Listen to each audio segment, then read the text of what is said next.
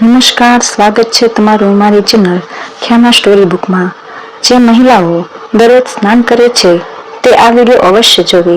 આજે અમે તમને જીવનમાં એક એવા સત્ય વિશે જણાવવા જઈ રહ્યા છીએ જે તમને કોઈ કહેતું નથી, અને જો તમે પણ આ ભૂલો કરતા હોય તો તમારે જીવનભર પસ્તાવો કરવો પડશે.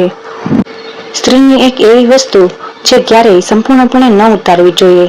કોઈ પણ પુરુષ આ ભૂલ ન કરવી જોઈએ, નહીં તો તમારે ભયંકર પરિણામ ભોગવવા પડશે. તમે બરબાદ થઈ શકો છો. અને આ સાથે આ વિડીયોમાં જાણીશું કે મહિલાઓ સ્નાન કરતી વખતે કઈ ભૂલો કરે છે જે ક્યારેય ન કરવી જોઈએ. સંપૂર્ણ જાણકારી માટે આ વિડીયો અંત સુધી અવશ્ય જુઓ. હવે અહીં કેટલાક મિત્રો હશે જેઓ અમારી વાતને હળવાશથી લેશે, કારણ કે તમને વાસ્તુશાસ્ત્રનું જ્ઞાન નથી.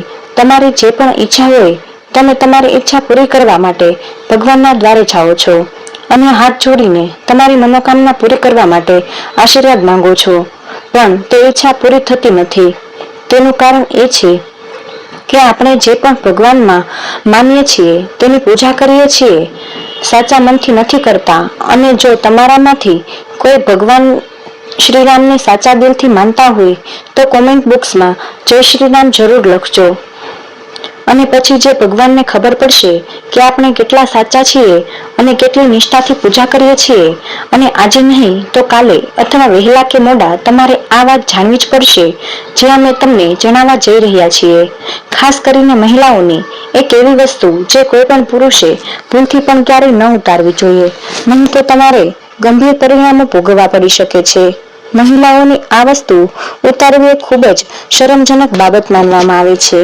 જો તમે તેને ઉતારી દેશો તો તમારે ખરાબ સમય શરૂ થઈ શકે છે.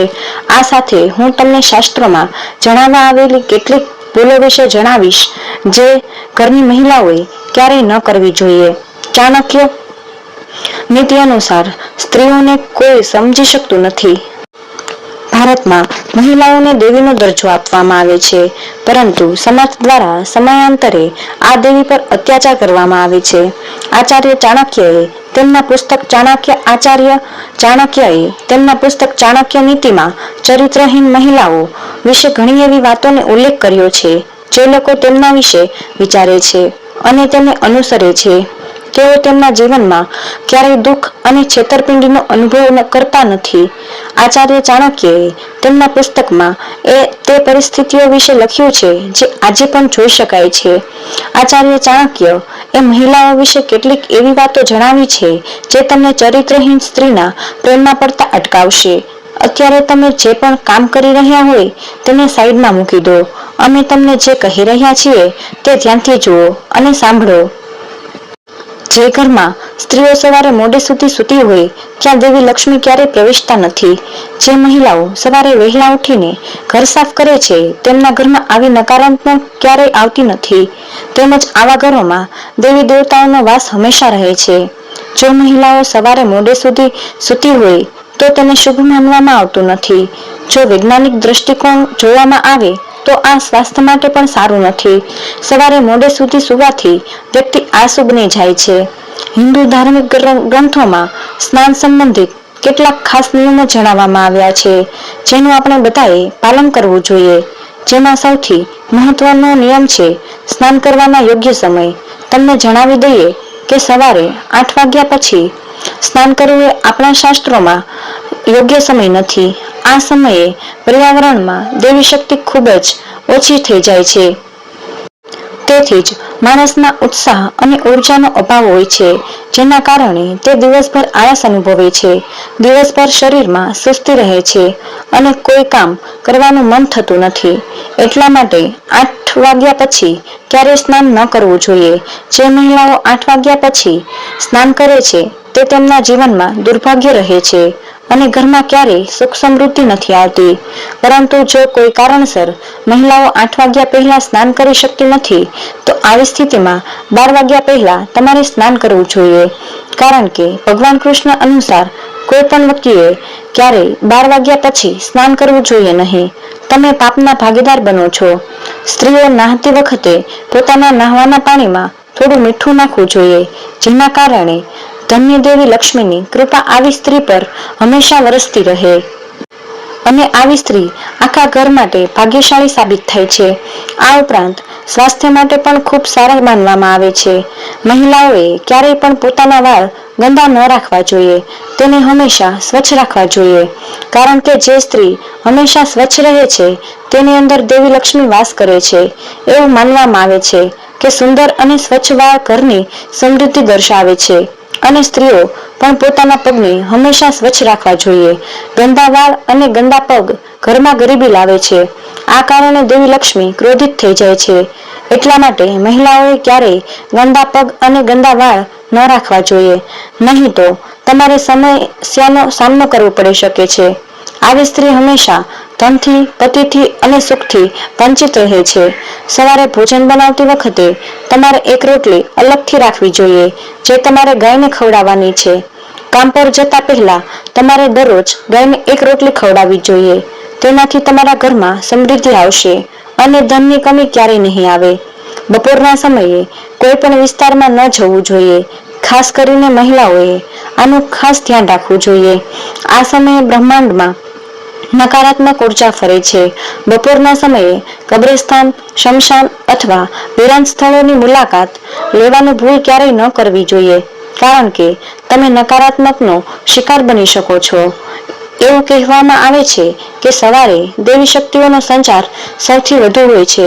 આ સમયે ભગવાન આપણા ઘરે પ્રસ્થાન કરે છે અને જ્યારે તમે સવારનો સમય છોડીને બપોરે સફાઈ કરો છો ત્યારે તમને ક્યારેય સુખ અને સમૃદ્ધિ પ્રાપ્ત થશે નહીં. સવારે ઘરમાં કચરા પોતા કરવા હંમેશા શ્રેષ્ઠ માનવામાં આવે છે. તેનાથી દેવી લક્ષ્મી ઘરમાં સ્થાયી નિવાસ કરે છે અને ઘરની ધનથી ભરી દે છે. બપોરના સમયે જેટલી વધુ સફાઈ કરશો તેટલી જ ઘરમાં નકારાત્મક ઉર્જા વધશે. સમગ્ર વિશ્વમાં મહિલાઓને દેવીનો દરજ્જો આપવામાં આવ્યો છે. એવું પુરાણોમાં કહેવામાં આવ્યું છે કે માતા દુર્ગા એટલે કે માતા પાર્વતી તમામ મહિલાઓની નાભીમાં વાસ કરે છે. નાભીને શક્તિનું સ્વરૂપ પણ માનવામાં આવે છે. એવું પુરાણોમાં કહેવામાં આવ્યું છે કે માતા પાર્વતીની તમામ શક્તિઓ સ્ત્રીની નાભીમાં રહે છે. આવી સ્થિતિમાં ઘણીવાર મહિલાઓ નાભીને એટલે ગંદી રાખે છે કે તેનાથી દુર્ગંધ આવવા લાગે છે અને મેલ જમા થઈ જાય છે, જેના કારણે દેવી પાર્વતી ક્રોધિત થાય છે અને આવી સ્ત્રીને પરેશાનીઓનો સામનો કરવો પડે છે. શાસ્ત્રોમાં કહેવાયું છે કે જે પણ સ્ત્રી પોતાની નાભીને ગંદી રાખે છે તેના લગ્ન જીવનમાં અવરોધોનો સામનો કરવો પડે છે.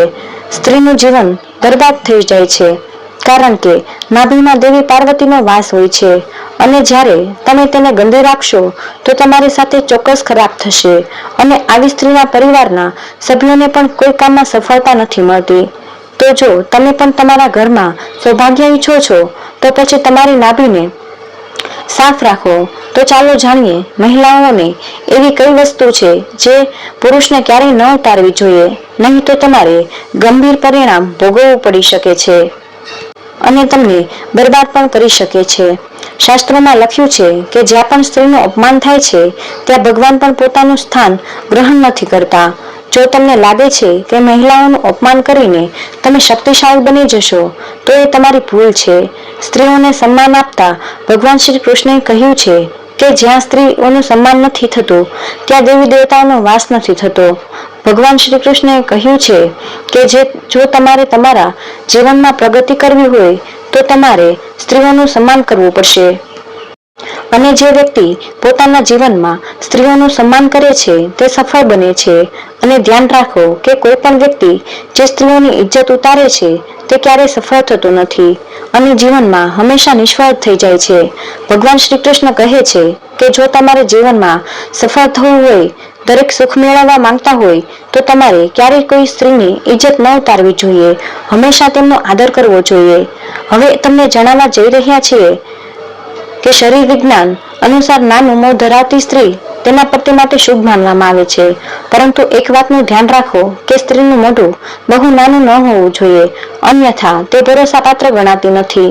જો સ્ત્રીનું નાક નાનું હોય તો તે સ્ત્રી કામદાર હોય છે અને જો નાકનો આગળનો ભાગ લાંબો હોય તો આવી સ્ત્રી રાણીનું સુખ ભોગવે છે. જે સ્ત્રીના હોઠની વચ્ચે રેખા દેખાય તે ભાગ્યશાળી છે.